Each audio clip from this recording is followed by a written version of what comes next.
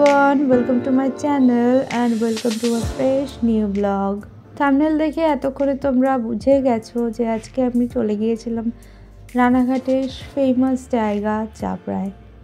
চাপড়ার নাম শুনতেই সবার আগে যেটা মনে আসে সেটা হচ্ছে ফুল ফুল ফুল। তো বাড়ি থেকে বেরিয়ে পড়েছিলাম টোটো করে, তারপরেই রওনা দিয়েছিলাম চাপড়ার উদ্দেশ্যে। রানাঘাটে বাড়ি হওয়া সত্ত্বেও কখনো এই চাপড়ার দিকে আসা হয়নি। প্রথমত এই দু সাইডে ফুল বিক্রি হওয়া দেখে ভেবেছিলাম প্রায় চলে এসেছি। এতটাই ভিড় হয়েছে যে প্রথমে বুঝতে পারিনি যে সামনেই মাঠ। অনেকটা হাঁটার পরেও এদিকে দেখুন জ্যাম লেগে মানুষের মাথা শুধু দেখা যাচ্ছে, আর কিছুই নয়। দেখুন যেন মনে হচ্ছে জনজোয়ারে ভেসে যাচ্ছি। তবে হ্যাঁ, মনটা বেশ ভালোই লাগছিল। দু সাইডে সুন্দর সুন্দর ফুল, আর এটা দেখুন এদিকে ভাপা পিঠে আরও অনেক পিঠে ভাজছিল কিছু মানুষ। আর সামনেই যেতে এই অরেঞ্জ কালারের গাঁদাগুলো দেখুন, দারুণ না? মনটা যেন ভরে যাচ্ছিল। দু সাইডে খাবারের দোকানগুলো পেরিয়ে আমরা অবশেষে ঢুকিয়ে পড়লাম মাঠের দিকে। আর এদিকে জিপসি চাষ হচ্ছিল।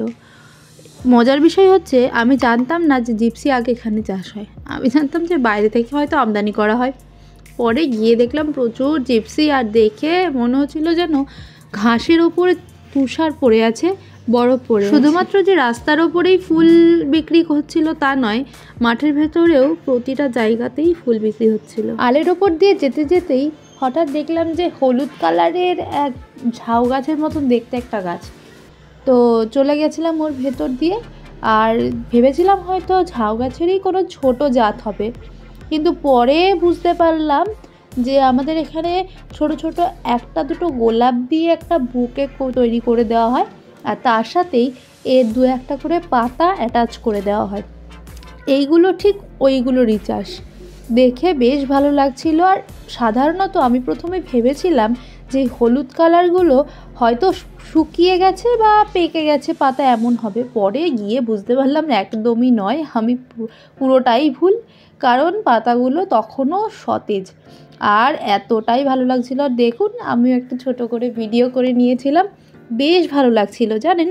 তারপরে কিছুটা যেতেই সামনে ছিল চন্দ্রমল্লিকার চাষ, যেগুলো এখনও পর্যন্ত করি ফুল কিছুটাই আসেনি, দু একটাতে যদিও করি এসেছে, তবে খুবই ছোট।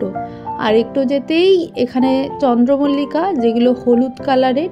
আর এইভাবেই চোখ ধাঁধানো ফুলের মধ্যে দিয়ে আমরা যাচ্ছিলাম। যেতে যেতে সামনে আবারও একটা ফুলের দোকান। আগেও আপনাদের বলেছি যে মাঝে মধ্যেই জমি মালিকেরা কি করে এখন ফুল তুলে ওই মাঠের মাঝখানে ওনারা বসে পড়েন, যে ওইখানে বিকেল হলেই লোকজন জড়ো হবে আর প্রচুর ফুলের বিক্রি হয়। আর এই পুচকেটাকে দেখছেন, ওর বৌদির মেয়ে, ওর নাকি টমেটো ভীষণ পছন্দ হয়েছে। তো মাসি ওকে দুটো টমেটোর হাতে দিয়ে দিল, ওনাকে ওটা দিয়ে খেলা করবে। তো তারপরেই আরও সামনে গিয়ে আমিও আর মন বসে থাকতে পারলাম না, দুটো ভিডিও করে নিলাম।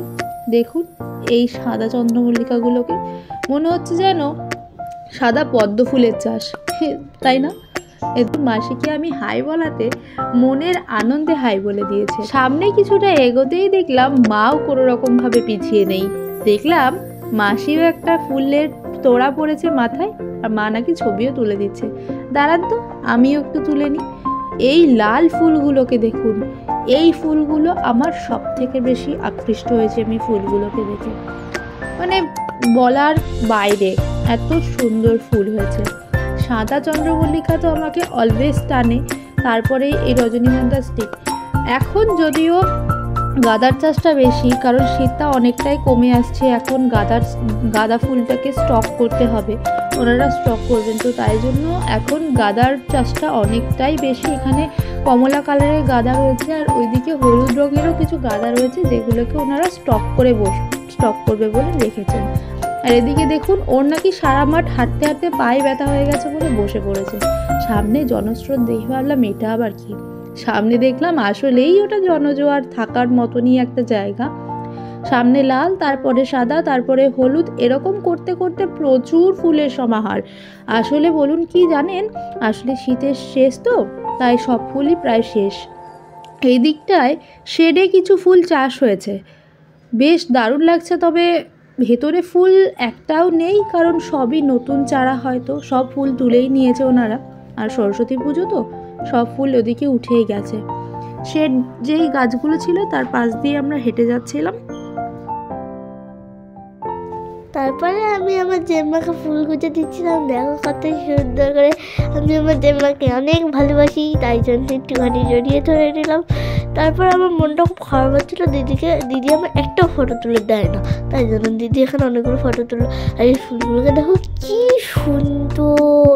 সামনে যে ফুলগুলো তোমরা দেখতে পাচ্ছ, ওই ফুলগুলোর নাম আমার জানা নেই, তবে এই যিনি ফুল কাটছেন ওই দাদা বলছিল এইগুলো নাকি সব কিষান, জানি না ফুলগুলোর নাম। আসলে এই ফুলগুলো তোলার কারণ যে বাইরে বিক্রি হবে, তাই জন্য এই ফুলগুলো তুলবে। আর তারপরে এই ফুচকার ওখানে চলে গিয়েছিলাম পেট পুজো করার জন্য, ওটাও তো দরকার বলুন। তারপরে আমরা বাড়ি পথে চললাম। এদিকে চলতে চলতে দেখি এখানে একটা কি সুন্দর পুকুর, আর পুকুরের ধারে অনেকেই বসেছিল। এখানে অনেক জায়গায় ফুল বিক্রি হচ্ছিল। আর দেখো এখানে চপের দোকান। ফুচকা খাওয়ার পরেও মনটা কেমন যেন ভাজাভুজির দিকে টানছিল, আর তাই জন্যই এখানে পাওভাজি নিয়ে নিয়েছিল ছোটরা, আর বড় মা বাবা ওরা সবাই নিয়ে নিয়েছিল বেগুনি, আর আমি নিয়ে নিয়েছিলাম ডিমের ডেভিল। বেশ খাওয়া দাওয়া সেরে এখন নেমে এসেছে সন্ধ্যা। চলো এবার বাড়ি ফেরার পালা। বাড়ির দিকে রওনা দিতেই আরও সেখানে জ্যাম লেগে পড়েছিল, যেন যত রাত হচ্ছিল তত বেশি যেন মানুষের বাড়ি ফেরার তাড়া এসেছিল, তাই জন্য বেশি জ্যাম লেগে পড়েছিল। আমরা বেরিয়ে পড়লাম সেখান থেকে, আর আবার সেই ফুলের ঝুড়ি সামনে একটা চায়ের দোকান থেকে চা খেয়ে আমরা বাড়ির দিকে রওনা দিলাম। বাই।